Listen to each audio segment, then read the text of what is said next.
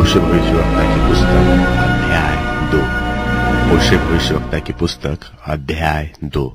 इसलिए तुम लोग अपने भाइयों से अम्मी और अपनी बहनों से रुहामा कहो, अपनी माता से विवाद करो, क्योंकि वह मेरी स्त्री नहीं और न मैं उसका पति हूँ।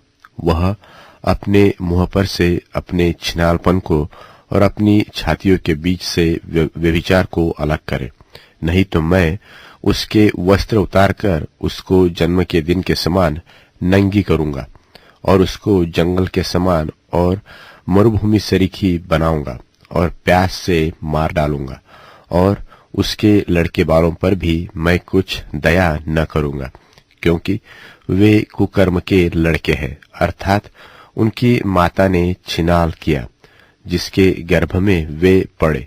उसने लज्जा के योग्य काम किया है।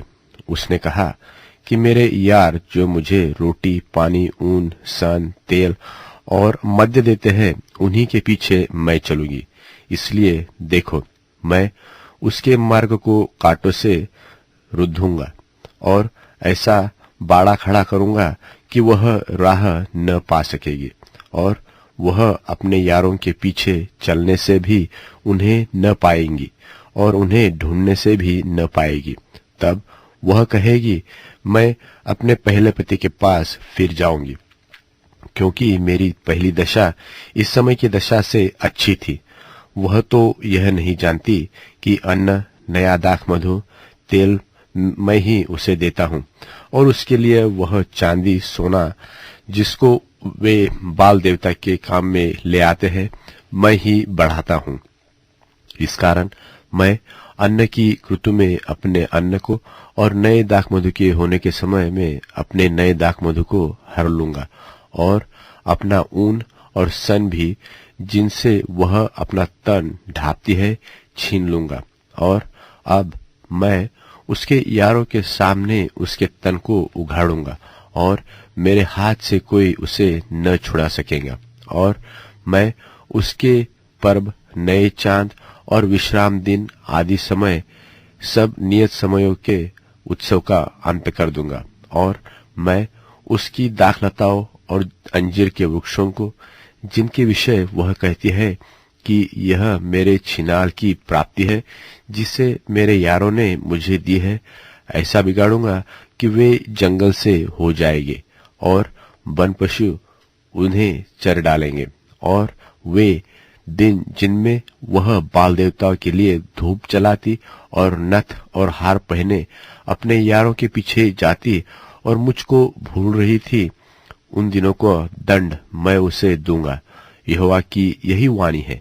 इसलिए देखो, मैं उसे मोहित करके जंगल में ले जाऊंगा और वहां उससे शांति की बातें करूंगा, और मैं उसको दाख की बारियां वही दूंगा और आकोर की तराई को आशा का द्वार कर दूंगा।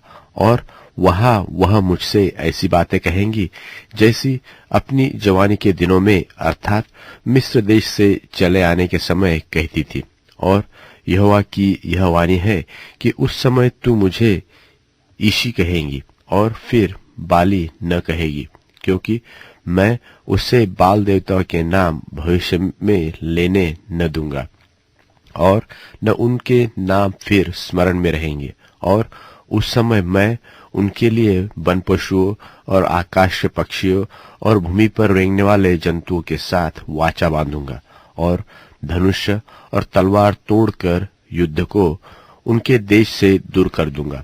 और ऐसा करूंगा कि वे लोग निडर सोया करेंगे, और मैं तुझे सदा के लिए अपनी स्त्री करने की प्रतिज्ञा करूंगा। और यह प्रतीक्षा धर्म और न्याय और करुणा और दया के साथ करूंगा, और ये सच्चाई के साथ भी की जाएगी, और तू यहोवा का ज्ञान पाएगी। और यहोवा की यह वाणी है कि उस समय मैं तो आकाश की सुनकर उसको उत्तर दूंगा, और वह पृथ्वी की सुनकर उसको उत्तर देगा। और पृथ्वी अन्न, नए दाख मधु और ताजा तेल की सुनकर उनको उत्तर देगी, और ये इज़राइल को उत्तर देंगे। और मैं अपने लिए उसको देश में बोऊंगा और लोरुहामा पर दया करूंगा और लो अम्मी से कहूंगा कि तू मेरी प्रजा है, और वह कहेगा हे मेरे परमेश्वर, कहेगा